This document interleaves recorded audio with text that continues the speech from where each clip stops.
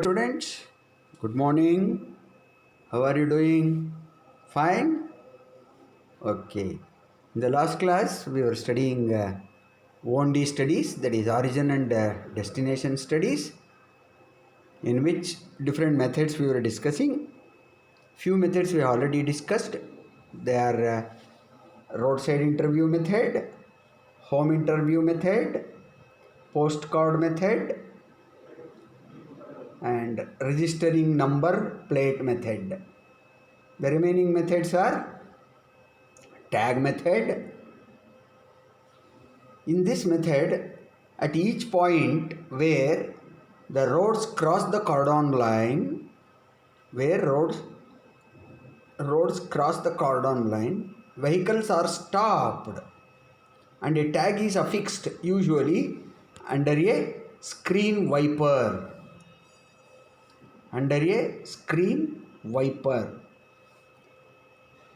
The tags for different survey stations have different shapes, color to identify the survey station. Just this is for the sake of convenience to identify. Different colors of tags are used and different shapes are used. Rectangle, circular, triangle, etc. Shapes, color may be different.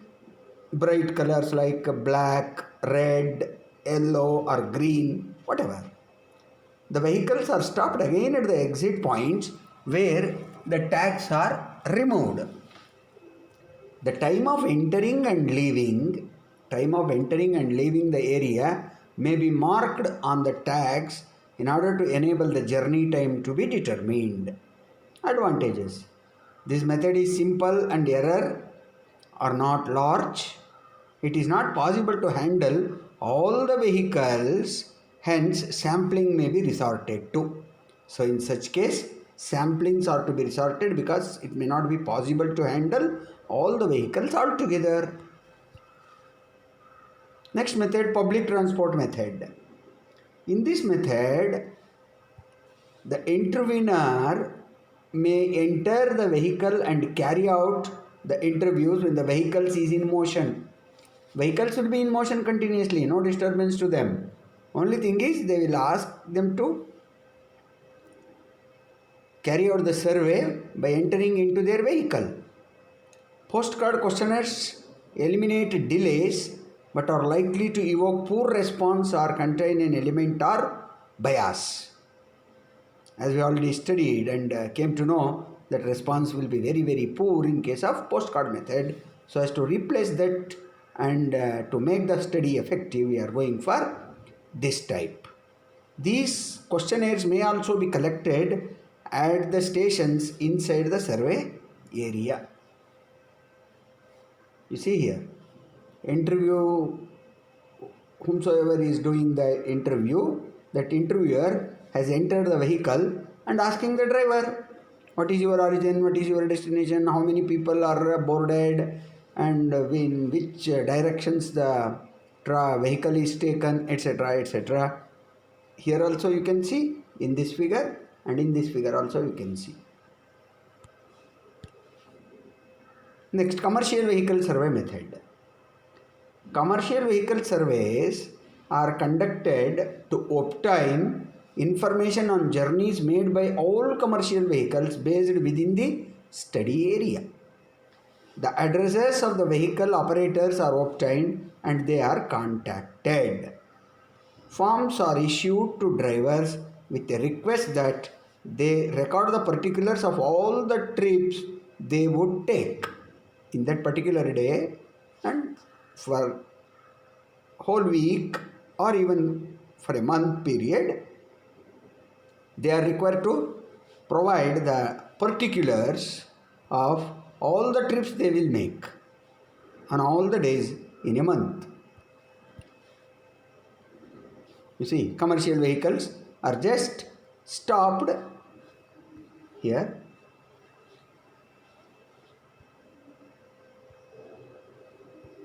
Just here vehicles are stopped and those questionnaires format is handed over to the driver with a request that please provide detailed data or information regarding number of trips, origin, destination, mode of journey, etc. Here also commercial vehicles are picked up at random, even though not all the vehicles together, at least random. After 3 vehicles passed, 4th vehicle is stopped and 7th vehicle is stopped, like that. So if you carry out this survey daily, you can cover almost all the vehicles which are making journey on that particular road. So for this, a number of people should work as a teamwork. Then only it is possible to cover almost all the roads, especially in urban areas. Okay? This data will be forecasted afterwards for planning purpose. Traffic flow characteristics and studies we will see. Usually, you are also aware whenever you are moving on road, taking 2-wheeler or 3-wheelers, invariably you will diverge, merge, and you will sometimes cross. Even weaving operation also we will do. The measure of traffic flow are volume, density, and speed. The data for traffic volume, traffic density, space headway, time headway, features of road, traffic maneuver, etc. are observed here. The basic traffic maneuvers are diverging, as I have already told, merging, crossing. One more is known as weaving, Weaving.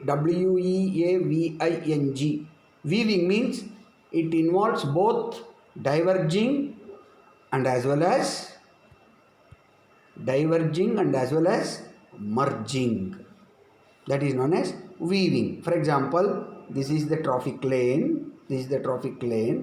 In which one vehicle will merge first from right and then they diverge to enter the left hand lane. So merging and diverging will constitute weaving operation.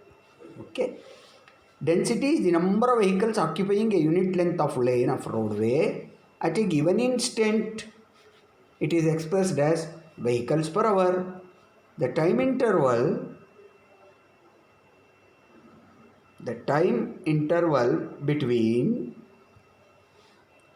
the passage of successive vehicles moving in the same lane and measured from head to head as they pass on the road is known as time headway. The distance between successive vehicles moving in the same line measured from head at any instant is known as time headway. The different traffic flow characteristics you can see in the form of sketches. Diverging towards right, diverging towards left, diverging towards right. In this, diverging towards left is safer than diverging towards right, because we used to follow keep left principle in India. Similarly, merging from right is dangerous. Consider with merging from left. Merging from left is always safer than merging from right. Similarly, crossing from left, crossing from right. Even skew crossing also will be invariably being done on the traffic lane. This is weaving. See, I have said already, this is the traffic lane. For example, this is the traffic lane, this center line. The vehicle is coming from right, merges and then diverges. Here it is merging from left and then diverging to the right. This particular operation or characteristic is known as not viewing. Oversightedly it is wrongly printed. It is weaving. Weaving. Weaving operation includes both diverging and merging operations. The traffic characteristics are useful in geometric design features such as volume, number of lanes, width of carriageway, etc. Also, it is used to decide the traffic regulatory measures like one-way movement. It is used in design of traffic control measures and devices so as to regulate and control the traffic safely to ensure safety. It is used for accident rate analysis and to determine measures to reduce and avoid accidents. Also, it is used to decide the speed trends and traffic patterns. Also, in order to decide the priority for improvement and expansion facilities, it is used. Also, it is used for planning and control of existing facilities and routes for upgradation in the future days to come. It is also used for planning and designing new facilities to suggest improvement and expansion. It is used for planning of pedestrian facilities like sidewalks, footpaths, etc. Now we will see traffic capacity studies. Traffic capacity. What is traffic capacity? It is the ability of a roadway to accommodate traffic volume. It is expressed as maximum number of vehicles in a lane or a road that can pass a given point in unit time. Usually it is considered an hour. For 1 hour, how many number of vehicles in that lane or road that can pass a given point in unit time, usually 60 minutes. Volume represents an actual rate of flow, whereas capacity indicates maximum rate of flow with a certain level of service. That is the difference between volume and capacity. Volume represents an actual rate of flow, vehicles per hour, whereas capacity indicates the maximum rate of flow with a certain level of service. Basic capacity. Different types of capacities we can understand. Basic capacity, theoretical capacity, probable capacity, practical capacity. Among them, one is basic capacity. It is the maximum number of passenger car that can be passed in a given point on a roadway during 1 hour under the most nearly ideal roadway and traffic conditions. This ideal word should come here in order to say basic capacity. Ideal roadway and traffic conditions means all sort of geometrical elements which are provided on the road surface should be best or better, and roadway conditions also good, they are smooth, no slippery, etc. Then the basic capacity is the maximum number of passenger cars that can be passed a given point on a roadway during 1 hour under the ideal condition. It is otherwise known as theoretical capacity. This basic capacity is also known as theoretical capacity. That's why it is known as theoretical. When we say practical means we have to consider the prevailing conditions. Though we say our road conditions are very smooth, no slippery wood takes place, etc., and geometrical features are provided after proper design, planning, etc., still there may be some inefficient design and poor conditions of the road because of wear and tear. That is practical capacity. Here theoretical capacity with respect to ideal condition. Now possible capacity. Possible capacity. It is the maximum number of vehicle that can pass a given point on a roadway during 1 hour under prevailing roadway or traffic conditions. Prevailing. In basic capacity, ideal is important. Here it is prevailing, means actually existing conditions of roadway and traffic conditions. Next one.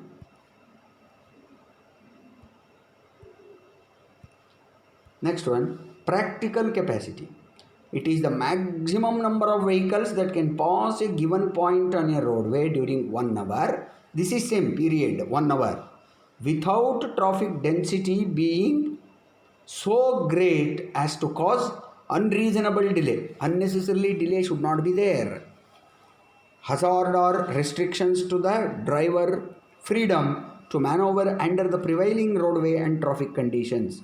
Here also prevailing, but only thing is there should not be more traffic density which causes unnecessarily delay, and hazard of restrictions to the driver freedom should not be there. Here also prevailing condition, here also prevailing, subjected to the condition that there should not be unnecessary or unreasonable delays to be happened. The capacity is given as C is equal to 1000 divided by V upon S, where S is average spacing of vehicles in meter, C is the capacity in vehicle per hour per lane. Thus, that 1000 constant is used in the formula to convert the units from meter to kilometer and second to hour. Maximum flow occurs when the speed is VSF by 2 and the density is kj by 2. Therefore, Q maximum is equal to VSF into kj divided by 4, where kj is nothing but jam density, traffic jam density, 1000 divided by spacing of vehicle, VSF free mean speed, k is equal to q upon v, rate of flow divided by speed, q is average volume of vehicles per hour, v is space mean speed of vehicle in kilometer per hour. This is vehicle per hour, q, whereas v is speed, kilometer per hour. Kj jam density, 1000 divided by spacing of vehicles. Peak hour factor. It is basically represent the variation in traffic flow within an hour. Observations of traffic flow consistently indicate that the flow rates are found in the peak. Flow rates are found in the peak. Okay, we can continue in the next class, right? This particular article, peak hour factors, we will consider in the next class. Have a good day. Thank you for watching.